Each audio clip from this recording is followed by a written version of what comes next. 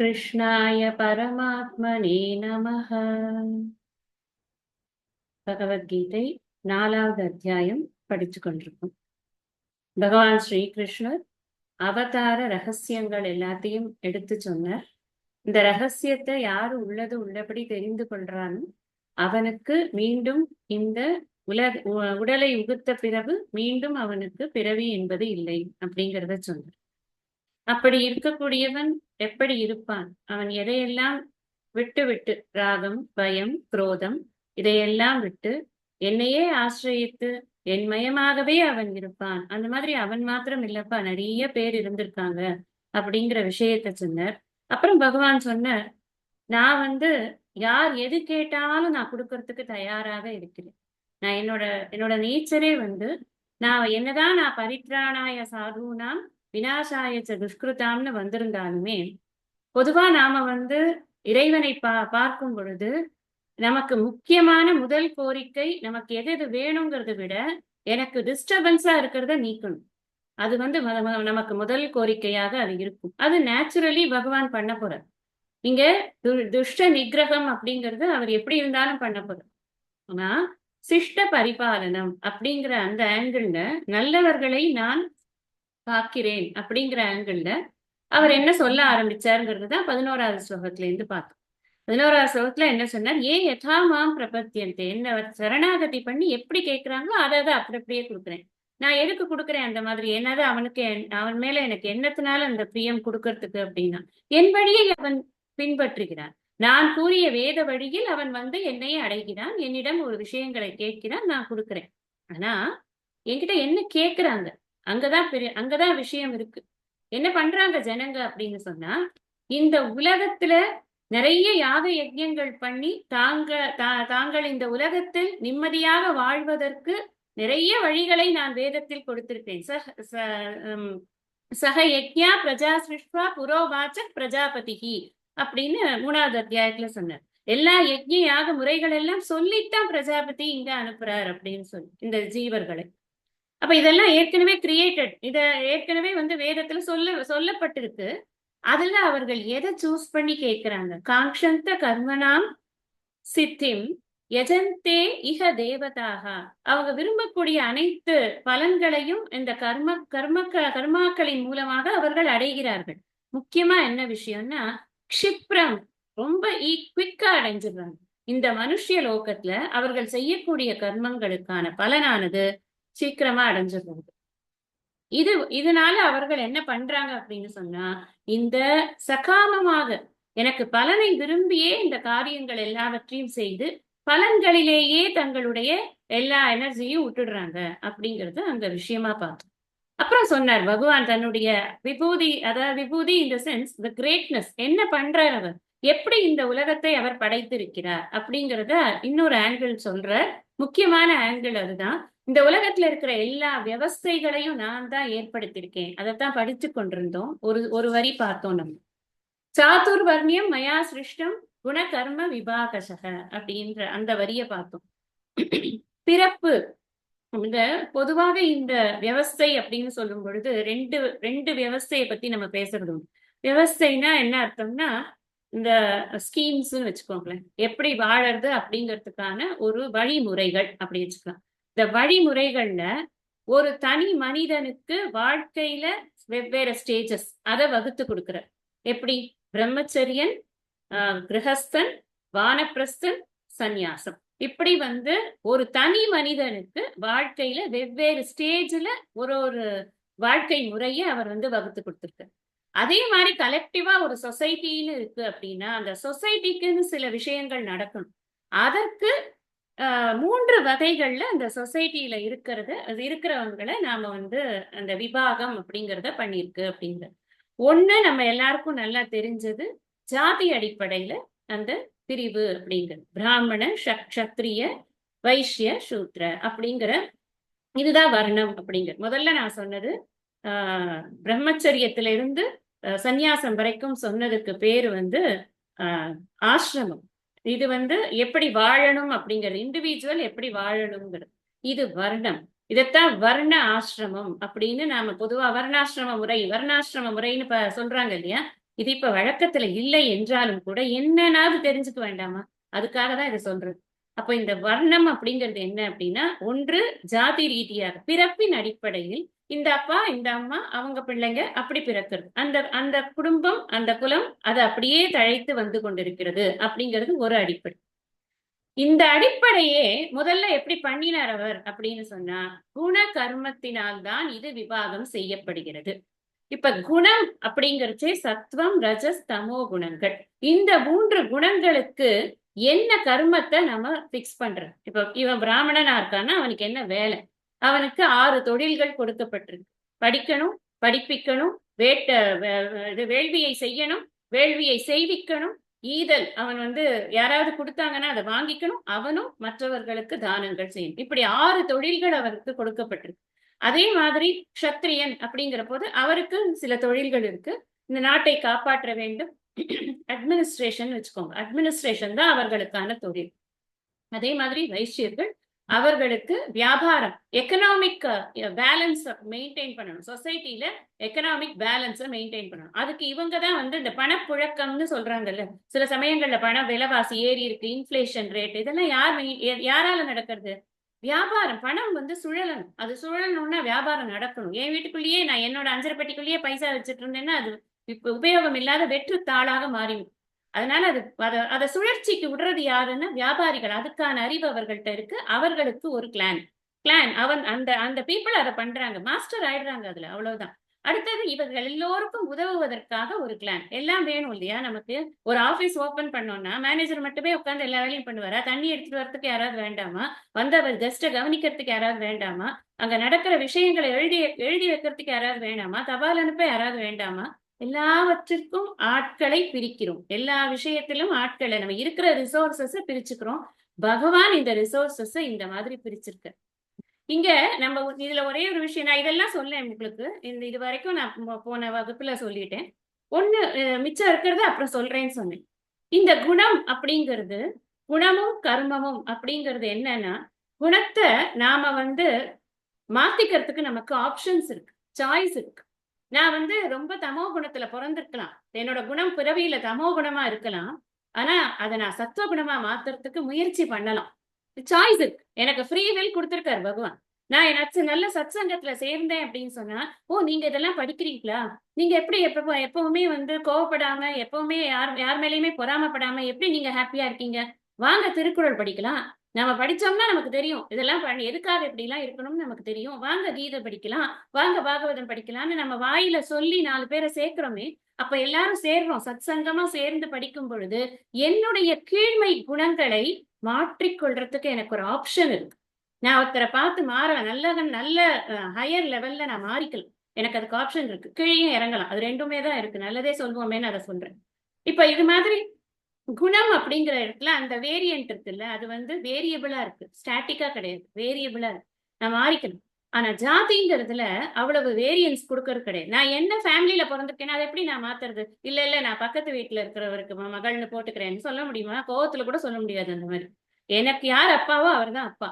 அவருக்கு என்ன ஐடென்டிட்டியோ அதுதான் ஐடென்டிட்டி. வேற மாத்த முடியாது. இது ஸ்டாட்டிக்கா இருந்தாலுமே கூட இந்த குணம் அப்படிங்கிற வரும் பொழுது நான் நான் ஒரு பர்டிகுலர் காஸ்ட்ல பிறந்திருந்தா கூட என்னுடைய குணத்தினால என்னுடைய இதை மாத்த முடியும். அப்படிங்கறத என்ன சொல்லுவோம்னா, குண பிராமணன், குணக்ஷத்ரியன், குண வைஷ்யன், குணசூத்ரன் அப்படின்னு குணத்தினால அதை குறிப்பிடுறது. ஒருத்தர் குணத்தினால எப்படி இருக்கார் அப்படின்னு.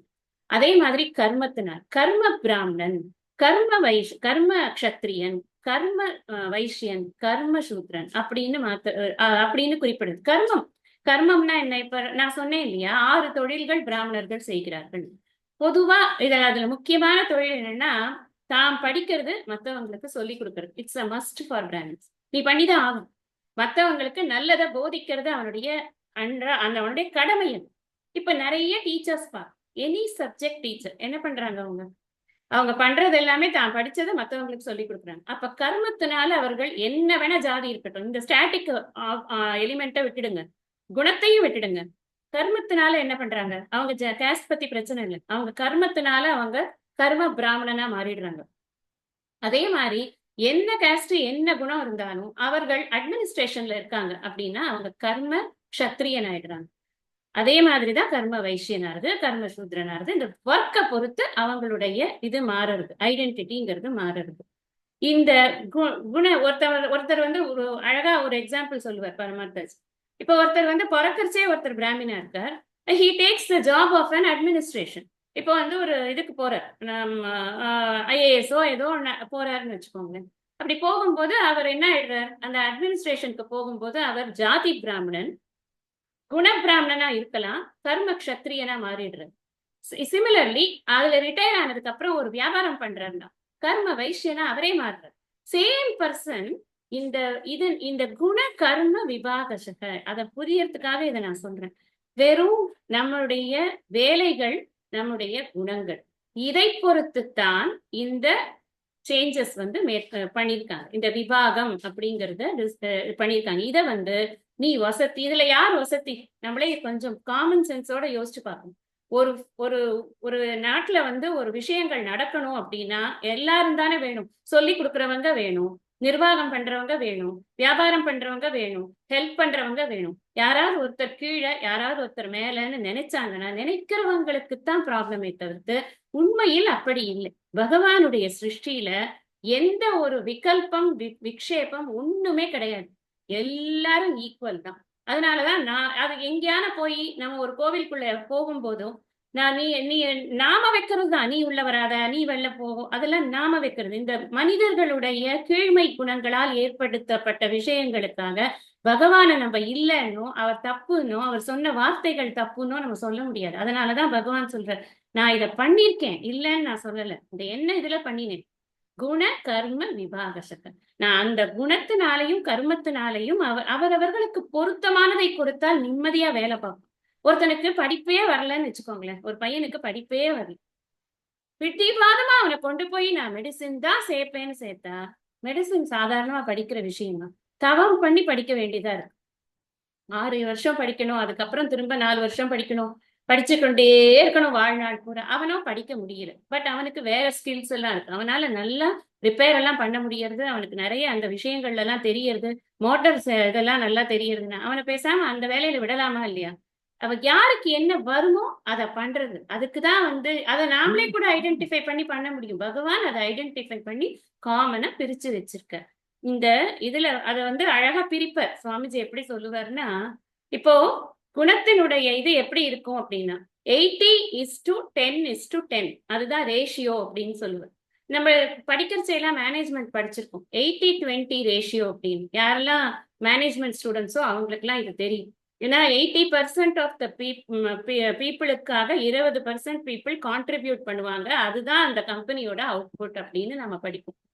அப்ப அதாவது எப்படி வந்து ஒரு கம்பெனியில எம்ப்ளாயிஸ் வந்து ஒர்க் பண்றாங்கிறத பத்தி படிக்கிறப்போ இங்க எப்படி பிரிப்பார் அப்படின்னா, சத்வம் ரஜஸ் தமஸ், இது 3 எழுதிக்கணும். சத்வம் ரஜஸ் தமஸ். சத்துவத்துக்கு கீழே 80, ரஜஸுக்கு கீழே 10, தமசுக்கு கீழே 10. இந்த 80:10:10 காம்பினேஷன் இருந்தது அப்படின்னா மேஜரா என்ன இருக்கு, சத்வகுணம் பிரதானமா இருக்கு.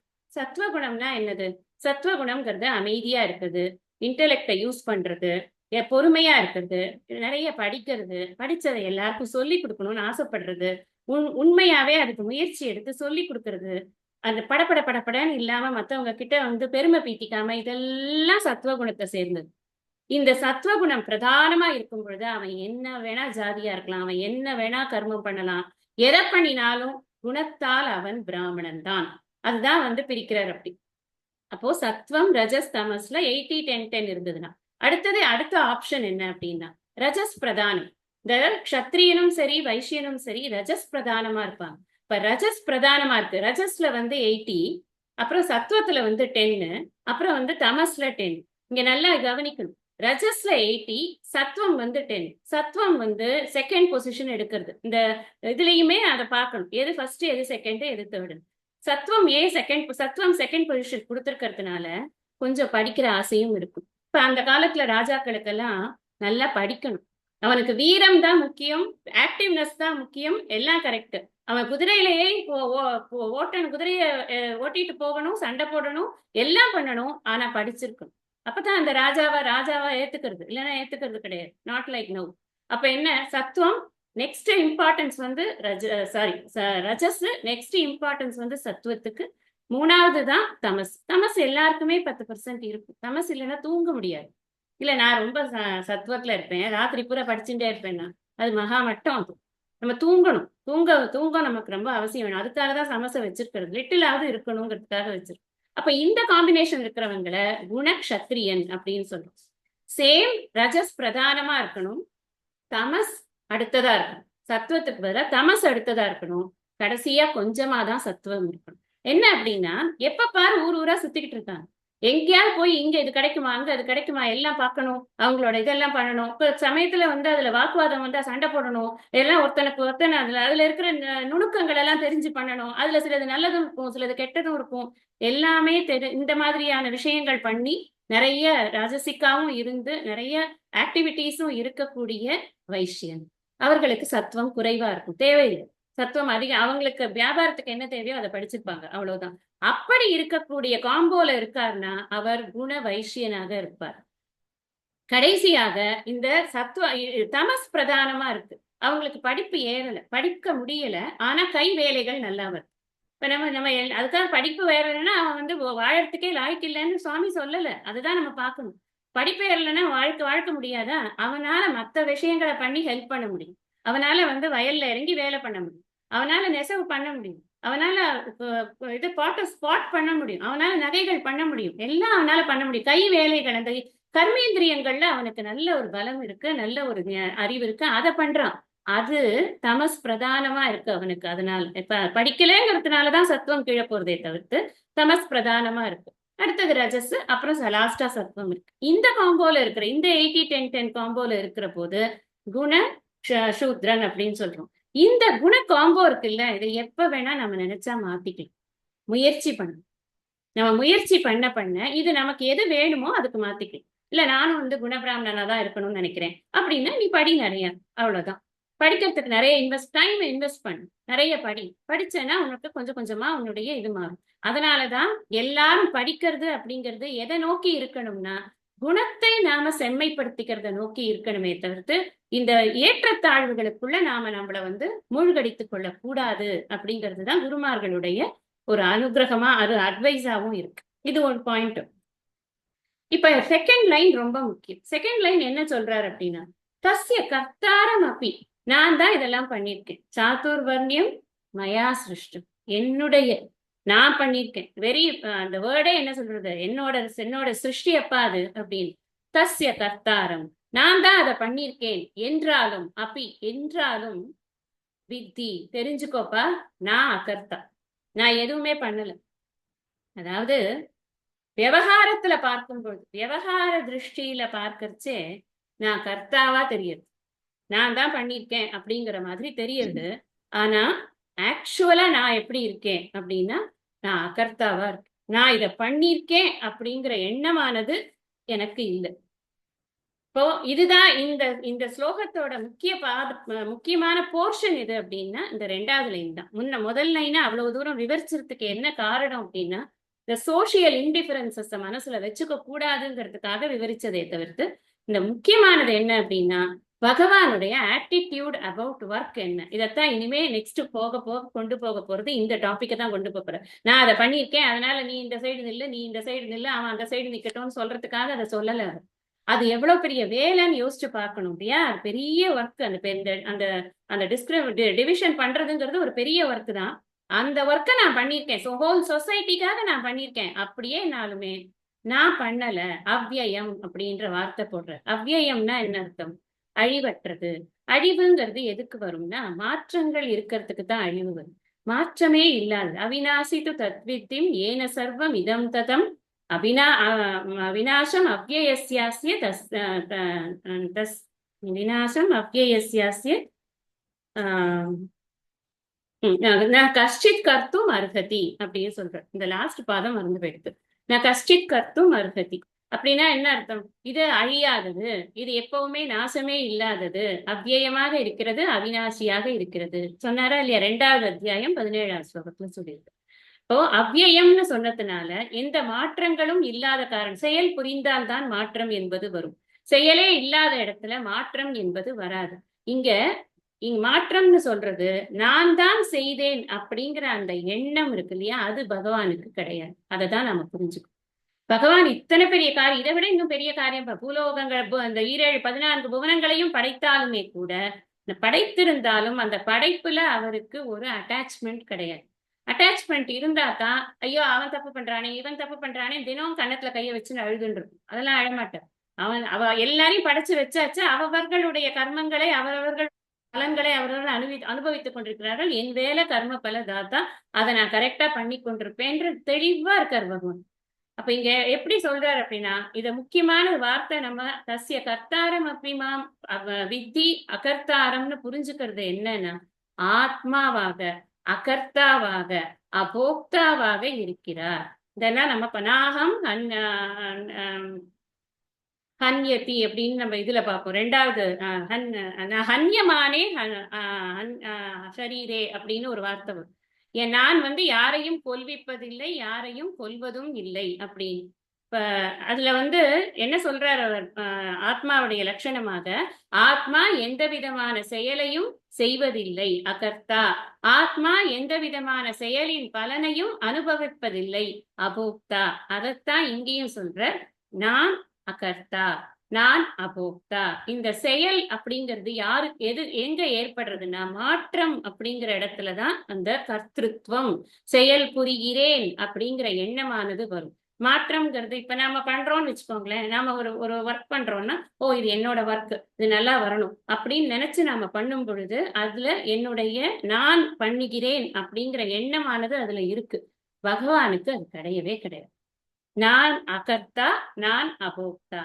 கர்த்திருவம் யாருக்கு இருக்கோ, கர்த்திருவம் அப்படின்னு சொன்னா செயல் புரிகிறேன் அப்படிங்கிற எண்ணம், செயல் புரிகிறேங்கிற எண்ணம் யாருக்கு இருக்கோ அவன்தான் செயலினால் ஏற்படக்கூடிய இன்ப துன்பங்களை அனுபவிக்க மீண்டும் மீண்டும் பிறந்து உழலும் சம்சாரியாக இருப்பான். பகவான் அசம்சாரி, சம்சாரம்ங்கிறதே அவருக்கு கிடையாது. திரும்ப அவருக்கு பிறப்பும் கிடையாது, இறப்பும் கிடையாது. மீண்டும் மீண்டும் அவர் பிறந்து இறந்து இந்த கர்ம பலன்களை அனுபவிக்க வேண்டிய அவசியமானது அவருக்கு இல்லை. இப்ப கர்த்திருவம் அப்படிங்கிறது நம்மளுடைய ஜீவனுக்கு மாத்திரம்தான் அது இருக்கு, ஈஸ்வரனுக்கு அது கிடையாது. அதனால அதை எக்ஸ்பிரஸ் பண்றாரு இந்த இடத்துல, எனக்கு இந்த காரியங்கள் எல்லாம் நான் தான் செஞ்சேன்னா கூட இது என்னை ஒட்டுவதில்லை அப்படின்னு. அடுத்த ஸ்லோகத்தை நம்ம இன்னைக்கு படிக்கலாம். நமாம் கர்மணி லிப்யந்தி நமே கர்மஃபலே ஸ்பிருஹாः இதி மாம் யோபிஜானாதி கர்மபிர்ன ச பத்யதே ஏவம் ஞாத்வா கிருதம் கர்ம பூர்வைரபி முமுக்ஷுபிः குரு கர்மைவ தஸ்மாத் த்வம் பூர்வதரம் கிருதம் கிம் கர்ம கிமகர்மேதி கவயோப்யத்ர மோஹிதாः தத்தே கர்ம பிரவக்ஷ்யாமி யஜ்ஞாத்வா மோக்ஷயசே சுபாத். பகவான் ஏற்கனவே 3வது அத்தியாயத்திலேயே சொன்னார், நைவதஸ்ய கிருதேனார்த்தோ நா கிருதே நேக கஷ்டன. எனக்கு எதுவும் ஆக வேண்டியது இல்லப்பா, நான் பண்ணித்தான் ஆகணுங்கிறதெல்லாம் ஒண்ணுமே கிடையாது. நச்சாசிய சர்வ பூதேஷு கஷ்டிதர்த்த வியபாஸ்ரேகன், ஞானியுடைய லட்சணத்தை சொல்லும் போது சொன்னார், தனக்கு இந்த இத இந்த ஒரு ஞானிக்கு எதையும் அவன் சார்ந்து இருப்பதில்லை அப்படிங்கிறது, அதையும் இந்த இடத்துல நாம ஞாபகம் வச்சுக்கணும். இதெல்லாம் சேர்த்து அதான் ஞானி லட்சணம், ஈஸ்வர லட்சணம், ரெண்டையும் சேர்த்து ஞாபகம் வைத்துக் கொண்டிருந்தா தான் எப்படி ஞானியும் ஈஸ்வரனையும் ஒப்பிடுறாங்க அப்படிங்கிறது நமக்கு நன்னா புரியும். அதே மாதிரி பகவான் 22ல சொன்னார், 3வது அத்தியாயம் 22ல சொன்னார், நமே பார்த்தாஸ்தி கர்த்தவியம் த்ரிஷு லோகேஷு கிஞ்சன நானவாப்தம் அவாப்தவியம் வர்த்தையேவ ச கர்மணி அப்படிங்கிற விஷயத்தையும் சொன்னேன். அப்படியும் நான் காரியம் பண்ணி கொண்டுதான் இருக்கேன், மற்றவர்களுக்கு ஒரு உதாரணமா இருக்கணுங்கிறதுக்காக பண்றேன்னு லோக சங்கிரகம் டாபிக் பேசும்போது அதையும் சொல்லியிருக்கேன். அப்ப இதெல்லாம் சொல்லிட்டு இப்ப என்ன சொல்றாரு அப்படின்னா, நமாம் கர்மாணி லிம்பந்தி நமே கர்ம பலே ஸ்பிருகாக இதிமாம் யோபி ஜானாதி கர்மபிர் நசபத்தியதே. இத இப்ப என்ன சொல்றாரு அப்படின்னா, எனக்கு நான் ஏன் அகர்த்தாரம்னு நீ புரிஞ்சுக்கணும், அதுக்கு ஒரு ரீசன் சொல்றேன் உனக்கு அப்படின்னு சொல்றேன். அப்ப எனக்கு சொன்னா புரிஞ்சுக்க முடியுமா? நான் இத்தனையும் பண்ணிருக்கேன், ஆனா நான் பண்ணவே இல்லைன்னு நீ தெரிஞ்சுக்கோ. என்ன மேஜிக்கா? நான் பண்றேன் ஆனா பண்ணவே இல்லைன்னு தெரிஞ்சுக்கோனா? அப்படி இல்லப்பா. I have a logic behind what I am saying. அதான் சொல்றார் பகவான் இப்போ. மாம் என்னை, கர்மாணி செயல்கள், ந லிம்பந்தி ஒட்டுவதில்லை. செயல்கள் ஒட்டுறதுன்னா செயலே ஒட்டிக்கிறதுன்னு இல்லை, செயல்களுடைய பலன்கள் என்னை ஒட்டுவதில்லை. கர்ம பலே செயல்களின் பலனில் எனக்கு நஸ்பிருகாகா எனக்கு ஆசை கிடையாது. இதை எனக்கு நான் பண்ணியிருக்கேனே, இதெல்லாம் நல்லா இருக்கணும், நான் 4 வர்ணத்தெல்லாம் உண்டாக்கியிருக்கேன், எல்லாருக்கும் நான் நிறைய இதெல்லாம் பண்ணியிருக்கேன், விவசாயெல்லாம் ஏற்படுத்தியிருக்கேன், எல்லாரும் அதுல கரெக்டா இருக்கணுமே பகவானே அப்படின்னு அவர் போய் யார்கிட்ட பிரார்த்தனை பண்றது? ஒன்றும் கிடையாது. பண்ணியாச்சு, வச்சு சந்தோஷமா இருந்தா இருங்க, இல்ல உங்க இஷ்டத்துக்கு நீங்க மாத்திக்கோங்க. What is that? You face all the consequences, no problem. அதுதான் பகவான் அதுல தலையிடுறதே கிடையாது. பண்ணியாச்சுன்னா பண்ணியாச்சு, அவ்வளவுதான். இது என்னன்னா இன்டைரக்ட்லி நமக்கு புரிய வேண்டிய விஷயம், நாம ஒரு காரியத்தை பண்றோங்கிற எண்ணத்தை நம்ம கிட்ட இருந்து நீக்க போறார் பகவான். நம்ம அதை புரிஞ்சுக்கணும். பகவானோட இத அவதார விஷயங்களை சொல்றதன் மூலமா நான் இப்படி இருக்கேன், நீ எப்படி இருக்கணும்னு பாருங்கிறது தான் அதுக்கு அர்த்தம். இப்போ ஒரு டீச்சர் சொன்னாங்கன்னு வச்சுக்கோங்களேன், அவங்க பாடம் எடுத்துட்டே இருக்கும்போது, நாங்கெல்லாம் உங்களை மாதிரி எல்லாம் இருக்கிற போது நாங்கெல்லாம் ஸ்கூல்ல உட்கார்ந்து நாங்க ஒரு எஸ்ஏவும் 2 வாட்டி எழுதுவோம் அப்படின்னு சொன்னாங்க. அந்த அது எதுக்கு சொல்றாங்க அப்போ அப்படின்னு, தன்னோட பெருமை சொல்லிக்கிறதுக்காக இருக்கு. நீங்களும் அந்த மாதிரி படிக்கணுங்கிறதுக்காக பகவான் இப்ப சொல்ல போற விஷயங்கள் எல்லாமே கர்ம அகர்ம விஷயங்கள் அத்தனையுமே நாம எப்படி நம்ம அதை பார்க்கணும், நம்மளோட செயலையும் செயல்பாடின்மையையும் நாம எப்படி பார்க்கணுங்கிறதுக்காகவே சொல்ல போறாரு இந்த வரக்கூடிய ஸ்லோகங்கள்ல. எவன் ஒருவன், அதைத்தான் 2வது லைன்ல சொல்றார். எவன் ஒருவன் இதி இவ்வாறு மாம் என்னை அபிஜானாதி நன்கு அறிகிறானோ, ஜானாத்தின்னா அறியறது, அபிஜானாத் ரொம்ப நன்னா அறியணும், நான் சந்தேகம் இல்லாம இருக்கணும். ஐயம் திரிபு அற கற்க வேண்டும். சரி எனக்கு கொஞ்சம் புரிஞ்சுது ஆனா பாதி புரியல அப்படின்னு இருக்கக்கூடாது. எனக்கு என்ன புரியணுமோ அது கரெக்டா புரியணும், எனக்கு பகவானை பத்தி புரியணும், அப்பதான் என்னை பத்தியும் எனக்கு கரெக்டா புரியும். நன்கு அறிகிறானோ சக அவன் கர்மபிகி செயல்களால் ந பத்தியதே தலை உருவதில்லை, செயல்களால் அவன் கட்டுப்படுத்தப்படுவது கிடையாது அப்படிங்கிற. அப்படின்னா என்ன? அவன் முக்தி அடைகிறான்னு அர்த்தம். இந்த முக்தி அடைகிறான்ங்கிற விஷயத்த வரிசையா சொல்லிக்கொண்டே வருகிறார். ஜென்ம கர்மச்சமே திவ்யம்லயும் சொன்னார், நான் எனக்கு உள்ளது உள்ளபடி அறிந்தால் அவன் திரும்ப பிறக்க மாட்டான் அப்படிங்கறத அங்கேயும் சொன்னார். அப்புறமத்த ஒவ்வொரு இடத்துலயும் எங்கெல்லாம் இந்த ஐக்கியத்தை உணர்கிறார்களோ அவர்களுக்கு திரும்ப திரும்ப பிறக்க வேண்டிய அவசியம் இல்லை அப்படிங்கிற தன்னுடைய லட்சணங்களை சொல்லும் போது, அவதார லட்சணங்களை சொல்லும் போது சொன்னார். எங்க சொன்ன அஜோபிசன் அவ்யயாத்மா பூதானாம் ஈஸ்வரோபிசன் 6வதுல சொன்னார். இதே அத்தியாயத்துல 6வதுல சொன்னார், 9வதுல சொல்லியிருக்க. அடிக்கடி சொல்லும் பொழுது நம்ம, அதனாலதான் நான் சொன்னேன், அவர் சொல்றாருன்னா அவர் மாதிரி நாம எப்படி இருக்கிறதுங்கிறத கத்துக்கிறதுக்காக வேண்டி இதெல்லாம் சொல்றார் அப்படின்னு. ஏன் அகர்த்தா? அதான் இந்த லாஸ்ட் ஸ்லோகத்தினுடைய 2வது லைனுடைய கடைசி பாதத்துக்கான விளக்கமா இப்ப சொல்லப்படும். இப்ப ஏன் அகர்த்தா, நான் எப்படி அகர்த்தாவாக இருக்கிறேன் அப்படின்னா ஆதிசங்கரர் சொல்றார் ரொம்ப அழகா. அது கிறிஸ்பா ஆதிசங்கரர் போட்டுடுறார். தேகாதி ஆரம்பகத்வேன அகங்காரம் அபாவாது. Very simple answer for that. தேகாதி, ஆதின்னு சொன்னா முதலிய அப்படின்னு. தேகம் இந்த உடம்பு, உடம்பு முதலியனா என்ன அர்த்தம்?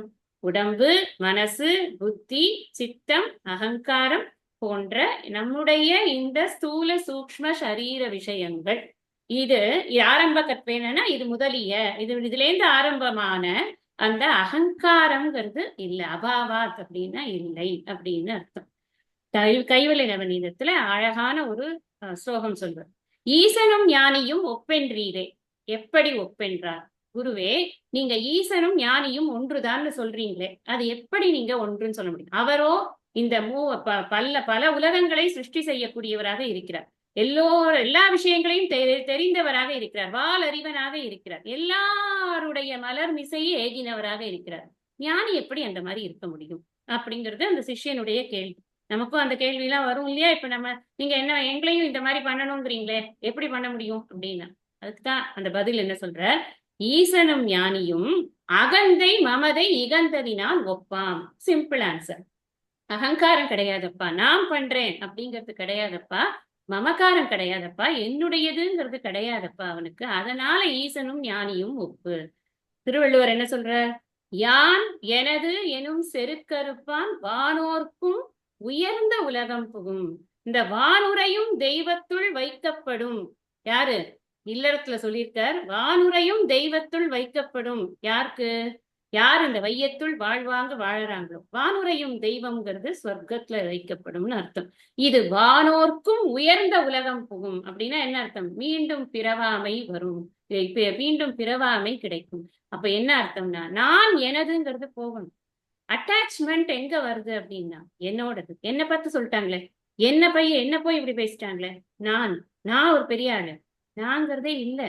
இந்த உடம்பு மனசு புத்திங்கிறதெல்லாம் கற்பனை. இது உண்மையில் இருக்கவே இல்லை. நானா கற்பனை பண்ணி கொண்டிருக்கேன். விசாரம் பண்ணி பார்த்தால் இது அனைத்திற்கும் உண்மையான இருப்பு என்பதே இல்லை. நாசத்தோ வித்யதே பாவோ நா பாவோ வித்யதே சதக உபயோரப்பி திருஷ்டோந்தக துவனையோ தத்துவதர்ஷிபி. இததான் பகவான் முதல்ல ஆரம்பிக்கச்சே சொல்லிட்டார். சத்து எது அசத்து எதுன்னு முதல்ல தெரிஞ்சுக்க வேண்டாமா அப்படிங்கிறது. அப்ப சத்து எது?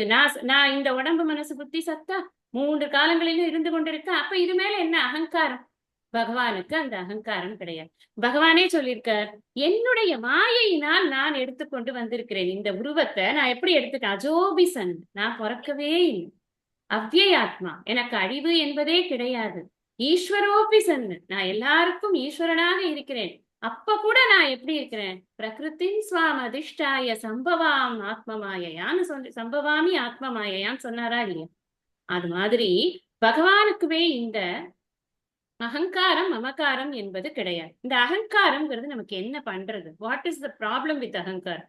அகங்காரம்னா கர்வமா இருக்கிறதுன்னு அர்த்தம் இல்ல. கர்வமா இருக்கிறது நம்ம இப்ப தமிழ்ல அகங்காரம் புடிச்சவங்கப்பா அவங்க, அது வேற. அந்த அகங்காரம் வேற, அது ஈகோ அப்படின்னு சொல்றோம். இது என்னன்னா, நான் அப்படிங்கிற நினைக்கிற ஒரு இண்டிவிஜுவாலிட்டி, ஒரு சென்ஸ் ஆஃப் இண்டிவிஜுவாலிட்டி. என்னை முன்னிறுத்தியே நான் எல்லாத்தையும் இந்த என்னங்கிற இடத்துல நான் என்ன பண்றேன்? இந்த உடம்பு மனசு புத்தியை முன்னிறுத்தியே எல்லா தாட்ஸும் எனக்கு இருக்கு. அதுதான் ஒரு பெரிய ப்ராப்ளம் எல்லாருக்குமே. இது என்ன பண்றது? What is the problem it is கிரியேட்டிங்னா கர்த்திருவ புத்தி அப்படின்னு சாஸ்திரத்துல சொல்றோம். அப்படின்னா என்ன அர்த்தம்னா, செயல் புரிகிறேன் என்ற எண்ணம். நான் செயல் பண்றேன், நான் பண்றேன், நான் பண்றேன், நான் பண்றேன். என்கிட்ட ஒரு பொறுப்பை கொடுத்துட்டாங்க, என்ன ஒரு மீட்டிங் அரேஞ்ச் பண்ண சொல்லிட்டாங்க, எனக்கு அது பண்ணணும், இது பண்ணணும், அவங்கள கேட்டணும், இவங்க பேசணும், ஐயோ கரெக்டா நடக்கணுமே, வர கெஸ்ட் மனசு கோணிடக்கூடாதே, அவங்க நல்லா இது பண்ணணுமே, அவங்கள அனுப்புற வரைக்கும் அவங்க நம்ம இதுவா இருக்கணுமே. நீங்க ஆக்சுவலி அந்த மீட்டிங்கை சந்தோஷமா அரேஞ்ச் பண்ணி எல்லாரும் ஹாப்பியா இருக்கிறதுக்காக பண்ண ஆரம்பிச்சு, ஒரு மீட்டிங்கோ ஆத்துல ஒரு ஃபங்க்ஷனோ எதுவா வேணா இருந்துட்டு போறோம், ஏதோ ஒரு ஃபங்க்ஷன் பண்ணணும் அப்படின்னு ஆரம்பிச்சு finally it will end up in a big mess in our mind. ஒரே டென்ஷன்.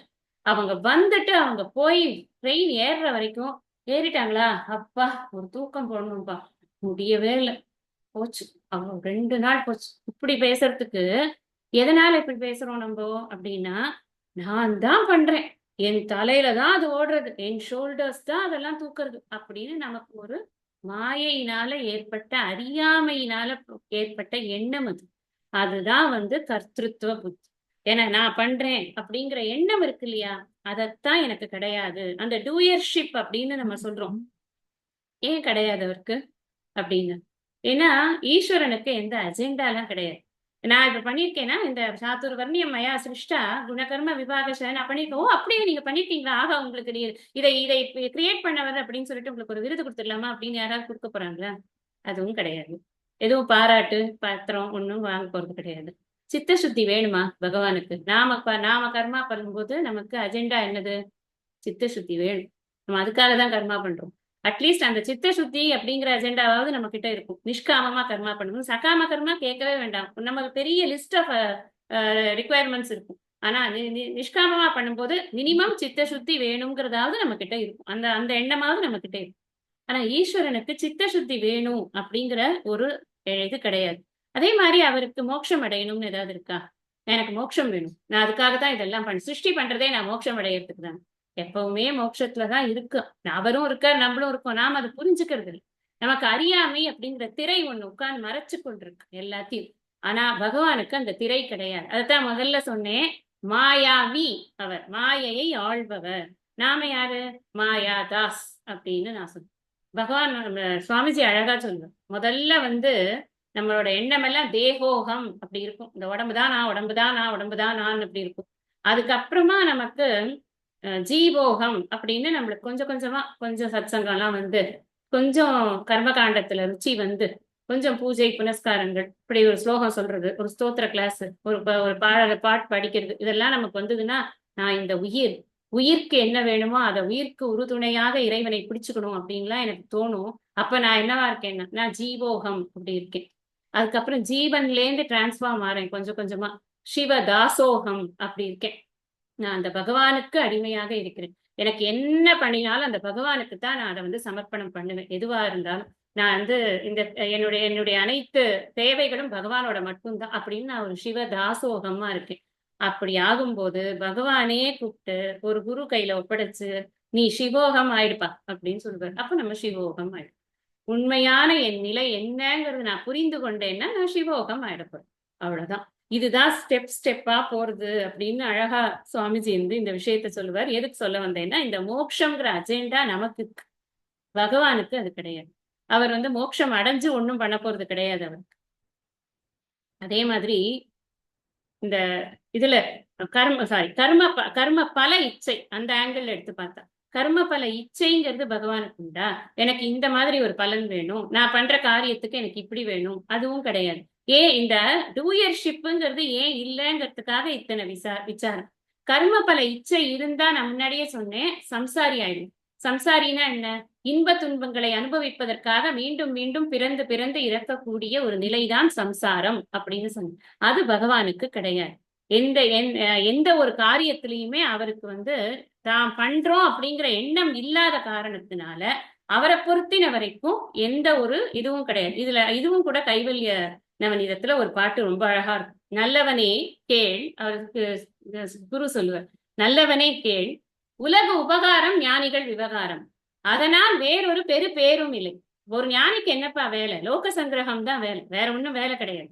அவனுக்கு நான் பண்றேங்கிற எண்ணம் கிடையாது. ஞானியா இருக்கிறவன் வேலை பண்றான், தான் பண்றேன் அகங்காரம் கிடையாது. அதனால அவன் லோக சங்கிரகத்துக்காக வேலை பண்றான். அல்லது வேறொரு பேரும் இல்லை, அதனால் பிணியும் இல்லை. அதனால எனக்கு ஒரு இது கிடையாது, எனக்கு ஒரு வருத்தம் கிடையாது. ஐயோ எனக்கு இது நல்லா நடக்கலன்னா என்ன பண்றது? நடக்கும், நான் சங்கல்பம் பண்ணிட்டு இருக்கேன், நடக்கும், அவ்வளவுதான். அப்படிதான் இருப்பார் ஞானி. ஆனா அதே மாதிரி சொல்றார், வல்ல சிருஷ்டி முதல் பல தொழிலால் வரும் புண்ணிய பாவம் எல்லாருக்கும் அனுகிரகம் செய்யும் ஈசன் அடைந்திலனே. இதுதான் அங்க பகவானுக்கு வந்து டூயர்ஷிப் கிடையாது, புண்ணிய பாவத்தோட இது கிடையாது. சிருஷ்டிலேருந்து எல்லா தொழிலும் பண்றார், எல்லாருக்கும் அனுகிரகம் பண்றார். அதுக்கு ஈக்குவலா என்ன பார்க்கலாம் இங்க? அஜோபிசன் அவ்யயாத்மா பூதானாம் ஈஸ்வரோபிசன், இதெல்லாம் அங்க அப்படி சொல்லியிருக்கு. நமக்கு புரியறதுக்காக தமிழ் கொஞ்சம் நமக்கு ஈஸியா அண்டர்ஸ்டாண்ட் பண்ணிக்க முடியுமேன்னு கொஞ்சம் ஈக்குவலா இருக்கிற பாடல்களை சொல்லி புரிய வைக்கிறேன், அவ்வளவு. மற்றபடி வேற ஒண்ணும். இப்ப பகவானுக்குமே வந்து இந்த கர்த்திருவ புத்தி அப்படிங்கிறது கிடையாது. இங்க நம்ம டாபிக்கே என்ன? ஞான கர்ம சந்நியாசம். கர்ம அப்படின்னு சொல்லும் பொழுது இந்த கர்மத்தில் இருக்கக்கூடிய கர்த்திருவ புத்தி இருக்கு இல்லையா, அதை சந்நியாசம் செய்வதுதான் உண்மையான சந்நியாசம் அப்படின்னு நாம பார்க்கணும். அதனாலதான் பகவான் எப்பவுமே ஹாப்பியா இருக்கு. அவருக்கு நித்திய திருப்தக அப்படின்னு, நித்திய திருப்தியா இருக்கிறது அப்படிங்கிறது எப்ப வரும்னா அகங்கார மமகாரங்களை துறந்த போதுதான் வரும். அகங்கார மமகாரங்களை துறக்கும் ஒருவன் பிரம்மானந்தத்தில் இருப்பான், எப்பொழுதும் ஆனந்த ஸ்வரூபமாகவே அவன் இருப்பான். நம்ம 2வது அத்தியாயத்துல படிச்சோம், யாவானர்த்த உதவானே சர்வத சம்பிருதோதகே தாவான் சர்வேஷு பூதேஷு பிராமணஸ்ய விஜானதக அப்படின்னு சொன்னோம். சர்வேஷு வேதேஷு பிராமணஸ்ய விஜானதக அப்படின்னு சொன்னோம். என்ன அர்த்தம் அங்க பார்த்தோம்? அவன் பெரிய ஆனந்தத்துல இருக்கான்ப்பா, ஒரு ஆனந்த பெருங்கடல்ல இருக்கான். ஒரு கிணத்துல இருக்கிற ஆனந்தத்துக்கு அவன் அலைவானா? ரெண்டையும் கம்பேர் பண்ண வேண்டாமா? பெரிய பிரம்மானந்தத்துல இருக்காமோ, எப்பொழுதும் நானே ஆனந்த ஸ்வரூபம், எனக்கு ஆனந்தத்திற்கு ஒரு விஷயமே தேவையில்லைன்னு இருக்கக்கூடியவனுக்கு இங்க இருக்கக்கூடிய அல்பமான ஆனந்தம், ஒரு விஷயத்தினால வரக்கூடிய பொருள்னாலேயோ உறவுனாலேயோ வெற்றியினாலேயோ இதனால வரக்கூடிய ஆனந்தமானது அவனுக்கு தேவையா? கிடையாதே. பகவானுக்கு அது தேவையில்லை. அதனாலதான் பகவான் சொல்ற, செயல் புரிகிறேன், நான் நன்றாக செயல் புரிகிறேன். ஆனால் செயல் புரிகிறேன் என்ற எண்ணத்தை துறந்துதான் நான் எல்லா செயல்களையும் புரிகிறேன். நிஸ்பிருகக அப்படின்னு சொல்ற. நிஸ்பிருகக அப்படின்னு சொன்னா என்ன அர்த்தம்னா, எனக்கு பலனில் இச்சை இல்லை. நான் என்ன செயலுக்கு என்ன பலன் வரப்போறதோ அது வந்துட்டு போறோம். எனக்கு அதை பத்தி ஒன்னும் லட்சியமே கிடையாது. இதேதான் அங்க இதுலயும் அட்வைஸ் பண்ண. நீ கர்மாவை பண்ணி கொண்டிரு, உனக்கு அதை தவிர வேற வேலை கிடையாது. நீ கர்ம பலன்கள்ல உன்னுடைய நாட்டத்தை வைக்காதே அப்படின்னு சொன்னார். வேற ஒரு இடத்துல 9வது அத்தியாயத்துல பகவான் சொல்றார், தபாம்யகம் அகம் வருஷம் நிகிருஹ்ணாமி உத்ஸ்ருஜாமிச்ச அப்படின்னு ஒரு இடத்துல தன்னுடைய விபூதியை பத்தி சொல்லும் பொழுது அங்க 9வது அத்தியாயத்துல தபாம்யகம்னா என்ன அர்த்தம்னா தப்பிக்கிறது. நான் பயங்கரமா வெயிலா இருக்கிறது யாருப்பா? நான் தான். மழையா இருக்கிறது யாரு? வருஷம் யாரு? நான் தான் வர்ஷிக்கிறேன். நான் தான் வெயிலா இருக்கேன், நான் தான் வர்ஷிக்கிறேன். நான் தான் எடுக்கிறேன், நான் தான் கொடுக்கிறேன். இதுல வருமே நம்ம இதுல வான் சிறப்புல கெடுப்பதும் கெட்டார்க்கு சார்வாய் மற்ற அங்கே எடுப்பதும் எல்லாம் மழை. பகவானுடைய ஒரு அருள் தான் மழை அப்படின்னு அங்க பார்த்தோம். கொடுக்கறதும் மழைதான், எடுக்கிறதும் மழைதான், எடுத்தவர்களுக்காக மீண்டும் கொடுப்பதும் அந்த மழைதான். ஒரு தடவை மழை போயிடுச்சுதுன்னா இன்னொரு தடவை மழை வருது. இப்ப எல்லாமே பகவான் தான். அப்புறம் இதெல்லாம் நான் தான் மழையை வர வச்சேன், நான் தான் உனக்கு எடுத்தேன், இதெல்லாம் சொல்றது கிடையாது. எதுவுமே எந்த விஷயங்களுமே அவரை பற்றி கொள்வது கிடையாது அப்படிங்கிறத நம்ம பார்த்திருக்கோம். இப்ப அடுத்த ஸ்லோகத்துல என்ன சொல்றாருன்னா, ஏவம் ஞாத்வா கிருதம் கர்ம பூர்வைரபி முமுக்ஷுபிகி குரு கர்மைவ தஸ்மாத் துவம் பூர்வைஹி பூர்வதரம் கிருதம் அப்படின்னு சொல்ற. பூர்வைஹினா முன்பு இருந்த, இதுக்கு முன்னாடி வாழ்ந்து கொண்டிருந்த யாரு? முமுக்ஷுபிகி. இந்த இடத்துல முமுக்ஷுக்கள் அப்படின்னு சொன்னா, முமுக்ஷுனா ஜென்ரலி என்ன அர்த்தம்னா மோக்தும் இச்சா அப்படிதான் சொல்லணும். மோக்தும் இச்சானா மோட்சத்திற்காக மோட்சத்தை விரும்புபவன் அப்படின்னா, அவன் மோட்சத்தை விரும்புறவன் அப்படின்னு சொன்னா படித்து கொண்டிருப்பான். ஒரு இதுவா படிப்பு அந்த ஸ்டேஜ்ல இருப்பான். குரு கிட்ட உட்காந்து படிச்சு கொண்டிருக்கான்னு வச்சுக்கோங்க. ஆனா இங்க சுவாமிஜி சொல்றார், ஞானினே நம்ம எடுத்துக்கலாம். அந்த அந்த அளவுக்கு இதுல பொருள் இருக்கு அப்படின்னு சொல்ற. முமுக்ஷுவிகின்னு போட்டிருந்தா கூட ஞானிகள், முமுக்ஷுக்களை ஞானிகள் அப்படின்னு கூட சொல்லலாம்னு சொல்லுவோம். ஏவம் இவ்வாறு, ஞாத்வா அறிந்து, யார சொல்றார் அப்படின்னா, முதல்ல சொன்னாரே ராஜர்ஷிகள்லாம் இந்த அறிவை பெற்றுத்தான் ராஜ்யத்தை நடத்தினார், அவர்களைத்தான் இங்க ரெஃபர் பண்றார். பூர்வம் யாருக்கு பூர்வம்? அர்ஜுனனுக்கு பூர்வம். அர்ஜுனன் யாரு? ஒரு க்ஷத்ரியன். அவனுக்கு முன்னாடி இருந்தவர்கள் எல்லாம் ராஜாக்களாக இந்த இக்ஷ்வாகு, வியவஸ்வான் இவர்கள் எல்லாம் ராஜாக்களாக இருந்து அவர்கள் தானே ஆட்சி செய்து கொண்டிருந்தார்கள்னு முதல்ல இருந்து நம்ம பாக்குறோம். அந்த பூர்வைகி முமுக்ஷுபிகி ஏவம் இவ்வாறு ஞாத்வா அறிந்து, என்ன அறிந்து, எதை அறிந்து அப்படின்னா இந்த கர்த்ரு அகர்த்ரு விவேகத்தை அப்படின்னு, அதாவது கர்த்திருவ புத்தி அப்படின்னு சொன்னேன். செயல் புரிகிறேன் என்ற எண்ணம். அகர்த்திருவ புத்தின்னு ஒண்ணு இருக்கு. எல்லாத்துக்கும் ஒரு ஆப்போசிட் இருக்கும்ல. செயல் புரியவில்லை அப்படிங்கிற எண்ணம். இந்த ரெண்டையுமே பற்றி நன்றாக அறிந்து, கர்ம செயல், கிருத்தம் செய்யப்பட்டது. அவர்கள் எல்லாம் வேலை செய்யும் பொழுது இந்த அறிவை பெற்று வேலை செய்தார்கள். ஆக்ஷன்ஸ் எல்லாம் இப்படித்தான் இருந்தது.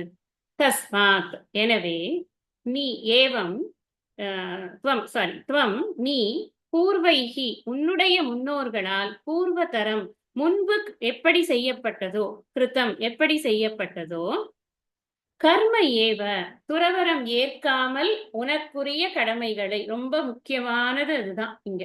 நீ சந்நியாசம் பண்ணிடலாம், நம்ம எந்த வேலையும் பண்ண வேணாம் அப்படின்னு நினைச்சுக்காத. வேலை பண்ற போதே நான் வேலை பண்ணல அப்படிங்கிற எண்ணத்தோட தான் நான் பண்ணி கொண்டிருக்கேன். உன்னுடைய முன்னோர்கள் எல்லோரும் இதே எண்ணத்தை வைத்து கொண்டுதான் அவ்வளவு பெரிய வேலைகளை எல்லாம் பண்ணினார்கள்.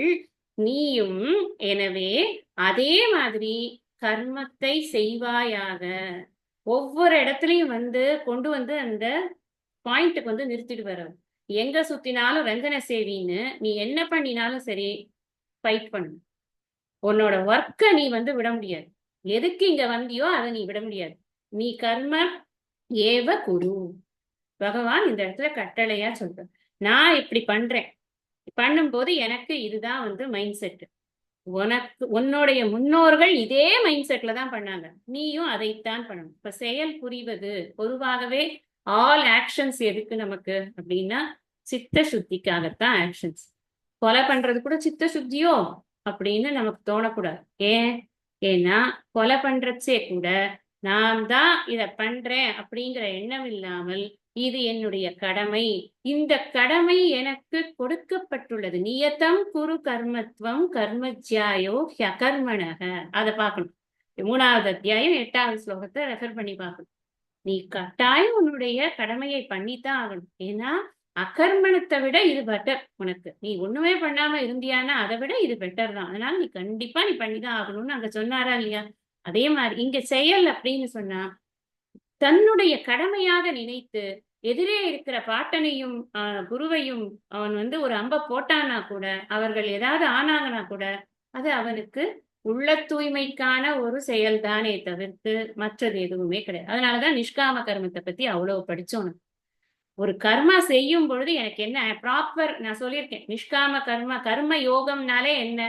ப்ராப்பர் ஆக்ஷன், ப்ராப்பர் ஆட்டிடியூட், இது ரெண்டும் இருக்கணும். வேலை எனக்கு கொடுக்கப்பட்ட வேலையை செய்யணும். ஆட்டிடியூட், இந்த இடத்துல ஆட்டிடியூட ஃபைன் டியூன் பண்றாரு பகவான். முன்னாடி என்ன சொன்னார்?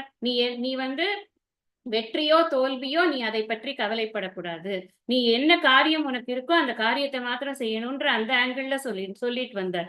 இப்ப என்ன சொல்றாருன்னா, நீ செயல் பொரியறேங்கிற எண்ணத்தை முதல் விடு, நீயாவே நினைத்து கொள்ளாதே நான் தான் செய்து கொண்டிருக்கிறேன் அப்படி. இந்த இடத்துல வந்து இது இது ரெண்டு ஆங்கிள், ரெண்டு விஷயம் இருக்கு இல்லையா? பகவானே சொல்லியிருக்கார். ஒண்ணு நீ வந்து ஆத்ம ஞானத்தோட செயல் புரியலாம், இல்ல ஆத்ம ஞானம் இல்லாம செயல் புரிபவனாக இருக்கலாம். அவன் வந்து இன்னும் படிக்கவே இல்லை, படிக்காம அவன் வந்து செயல் புரிந்து கொண்டிருக்கான், நிஷ்காம கர்மம் பண்ணி கொண்டிருக்கான். அப்ப அவன் பண்ணக்கூடிய கர்மத்தினுடைய இது என்ன, பலன் என்ன அப்படின்னு சொன்னா அவனுக்கு உள்ள தூய்மையை கொடுக்கிறது. ஒருவேளை அவனுக்கு அவன் ஆத்ம ஞானத்தை பூரணமாக உணர்ந்திருக்கிறான், தான் அசஞ்சலமாக இருக்கக்கூடிய ஆத்மா என்று அவனுக்கு தெரிகிறது. அப்பவும் அவன் கர்மா பண்ணும்போது அவன் எதுக்கு கர்மா பண்றான்னு சொல்லியிருக்காருன்னா லோக சங்கிரகத்துக்காக கர்மா பண்ற. அப்ப எந்த ஆங்கிள் பார்த்தாலும் நீ கர்மாதான்ப்பா பண்ணணும். கர்த்திருவ புத்திங்கிறத விட்டுடணும். நான் தான் பண்றேன். இவன் என்னத்தினால இதை சொல்றார்? இவன் முதல் அத்தியாயத்துல அழுதான். என்ன அழுதான்? நான் பாட்டுக்கு இதெல்லாம் இவங்களை எல்லாம் கொண்டுட்டேன்னா அப்புறம் இவங்க எல்லாரும் வந்து செத்து போயிடுவாங்க, அப்புறம் அவங்க வீடெல்லாம் வந்து விடோஸ் ஆயிடுவாங்க, அவங்க எல்லாம் ஒய்ஃப்ஸ் எல்லாம், அப்புறம் அவங்களோட குலம் எல்லாம் வந்து வீணா போயிடும், அப்புறம் நிறைய வந்து சமுதாயத்துல வந்து ப்ராப்ளம்ஸ் வரும், நிறைய சோசியல் இம்பேலன்சஸ் எல்லாம் வரும், இதெல்லாம் என்ன பண்றது அப்படின்லாம் ரொம்ப அக்கறையா நிறைய கேள்வி எல்லாம் கேட்டாங்க இல்லையா? அதுக்குதான் பகவான் சொல்ற, அந்த விஷயத்த நீ பார்க்காத, நீ உன்னை பார்க்கணும்னா நீ காரியத்தை பண்ணு. காரியம் பண்ணி கொண்டிருக்கும் பொழுதே நான் செயல் புரியாமல் இருக்கக்கூடிய அசங்க ஆத்மாதான் நான்கிற எண்ணத்தோட நீ பண்ணு. அப்போ அகர்த்திருவ புத்தியை நீ வளர்த்துக்கோ. நீ வந்து கர்த்திருவ புத்தியை வளர்த்துக்காத. கர்த்திருவ புத்தி இருந்ததுன்னா என்ன ஆகும்னா பலர்ல இச்சை வரும், இது எப்படி நடக்குமோ ஏதா நடக்குமோ அப்படின்னு ஒரு சம்சயம் வரும், ஒரு எண்ணம் வரும். அதனால நமக்கு டென்ஷன் ஏற்படும், நம்ம சரியா பண்ண முடியாது, ரிசல்ட் ஓரியன்டா போயிடும் மைண்டு. இத்தனை விஷயங்கள் இருக்கு. அதனால நான் செய்கிறேங்கிற எண்ணத்தை மாத்திரம் நீ விட்டு, பல இச்சாவை நீ விட்டுடும். பல இச்சா ராகித்ய புத்தி. அதுதான் இப்போ இங்க அவர் வந்து ரெக்கமெண்ட் பண்றார். யாருக்கு? அர்ஜுனனுக்கு. இத இப்ப புதுசா பண்ணல, முதல்ல 2வது அத்தியாயத்துல கர்மண்யேவாதிகாரஸ்தேல ஃபர்ஸ்ட் பண்ணியாச்சு, 3வது அத்தியாயத்துல நியதம் குரு கர்மத்துவம்லயும் பண்ணியாச்சு. இப்ப மறுபடியும் சொல்றார், இதே புத்தியோட தான் நீ காரியங்கள் குரு கர்மன்னு சொல்றதுனால திரும்ப திரும்ப பண்ணித்தான் ஆகணும் அப்படிங்கிறது. அதாவது ஆதிசங்கரர் என்ன சொல்றாருன்னா, இப்படி பகவான் சொல்றதுனால நம்ம என்ன புரிஞ்சுக்கணும் அப்படின்னா, தூஷ்ணீம் ஆசனம் அப்படிங்கிற அந்த ஒரு வார்த்தை போடுற. தூஷ்ணீம்னாக்க நீ வந்து ஒண்ணுமே பண்ணாம சும்மா உட்கார்ந்து இருக்கியா, அதுவும் தப்பு. அதே மாதிரி சந்நியாசம் பண்றியா, அதுவும் தப்பு. 2 ஆங்கிள்லயும் சொல்லியிருக்கார் பகவான். நீ உன்னுடைய கர்மத்தை, இப்ப பரதர்மோ பயாவக அப்படின்னு சொன்னார், உன்னுடைய கர்மத்தை நீ பண்ணாமல் இன்னொருவனுடைய கர்மத்தை செய்தால் அது உனக்கு சரியான ஒரு பலனை கொடுக்காது என்பதனால் அது பயத்தை உரியதாக இருக்கிறது. நீ உன்னுடைய கர்மத்தை செய்யாமல் சும்மாவும் இருக்க முடியாது. கர்மஜ்யாயோ யகர்மணக, எல்லாம் பகவானோட வேர்ட்ஸ் தான் நான் சொல்றேன். இதை இப்படி 2 விதமாவும் சொல்லியிருக்கிற ஆதிசங்கரர் இதைத்தான் எடுத்துட்டு சொல்றார். பகவான் வந்து இன்ஆக்ஷனுக்கும் ரெக்கமெண்ட் பண்ணவே இல்லை, வேற ஆக்ஷனுக்கும் ரெக்கமெண்ட் பண்ணவே இல்லை. ஆக்ஷனை பண்ணு.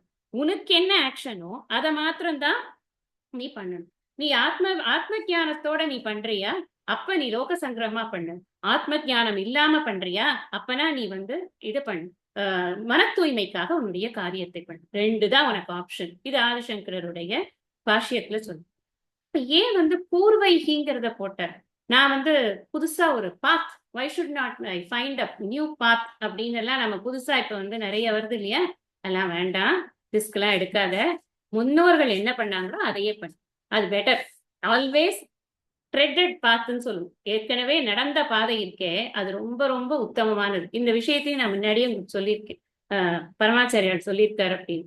ஒரு ஊருக்கு போகணும்னா நாம அந்த ஊர்க்காரவங்க நடந்த பாதையில நடந்து போனா ஈஸியா அந்த ஊரை அடைஞ்சுடலாம். இல்ல நான் ஒரு புதுசா ஒரு பாதையை இப்ப கண்டுபிடிச்சிட்டு போறேன்னு சொன்னா தப்பி தவிட தடுமாறி விழுந்து அடிபட்டுக்கணும். அது வேண்டாமே. அப்படிங்கறதுனால பகவானே என்ன சொல்ற, பூர்வைரப்பி அப்படின்னு முன்னோர்களுடைய இதுல போட்டுற. கிம் கர்ம கிம் அகர்மேதி கவையோப்பி அத்திர மோகித தத்தே கர்ம பிரவக்ஷ்யாமி யத் ஞாத்வா மோக்ஷசே சுபாத் அப்படிங்கறது அடுத்ததா சொல்ற. இதுக்கு பொருள் மாத்திரம் பார்த்துடலாம், அப்புறம் நாம விரிவான விளக்கத்தை அடுத்த வகுப்புல நம்ம படிக்கலாம். கவையக அப்பி அப்படின்னு சொல்லி, கவையக அப்படின்னு சொன்னா நல்லா படிச்சவன், சாஸ்திரங்களை முறையாக குருமுகமாக நன்றாக படித்தவனாக இருக்கிறான்.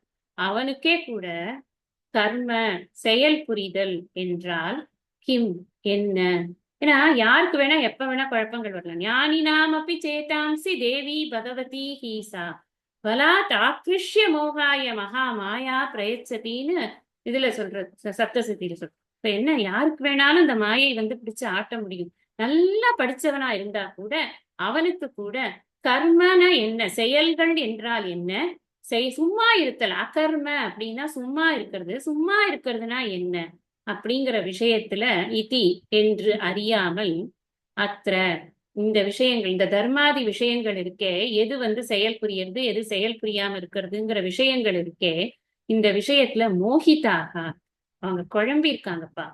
நீ மட்டும்தான் குழம்பி இருக்கன்னு நினைச்சுக்காத.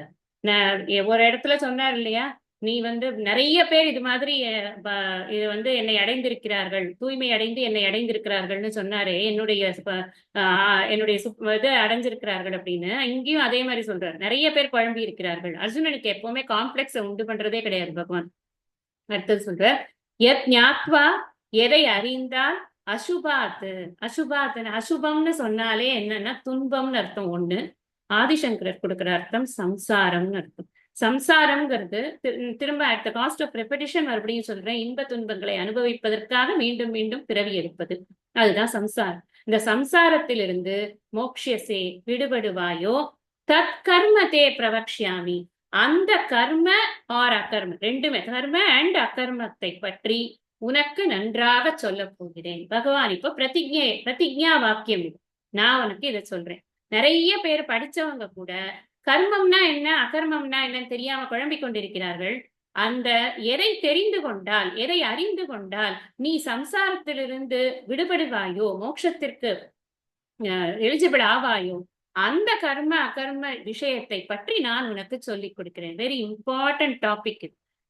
கீதையிலேயே இந்த எஸ்பெஷலி இந்த 4th சாப்டர்ல இந்த 17, 18 ஸ்லோகாஸை ரொம்ப முக்கியமான ஸ்லோகாஸா சொல்றது உண்டு. இதுதான் நமக்கு மனசுல ரொம்ப பதிய வேண்டிய விஷயம். இது பதிஞ்சிடுது அப்படின்னா எங்க நின்று என்ன வேலை பண்றதா இருந்தாலும் நம்ம தைரியமா பண்ண முடியும். அந்த நாலேஜ் இருந்ததுன்னா நம்மளால தைரியமா இருக்க முடியும். அப்படிங்கிறதுனால இதுக்கு அவ்வளவு இம்பார்ட்டன்ஸ் கொடுத்துருக்கு. இது எல்லாத்தையும் நம்ம நெக்ஸ்ட் சத்சங்கத்துல படிக்கலாம். இப்ப நம்ம மகாத்மியம் படிக்கலாம்.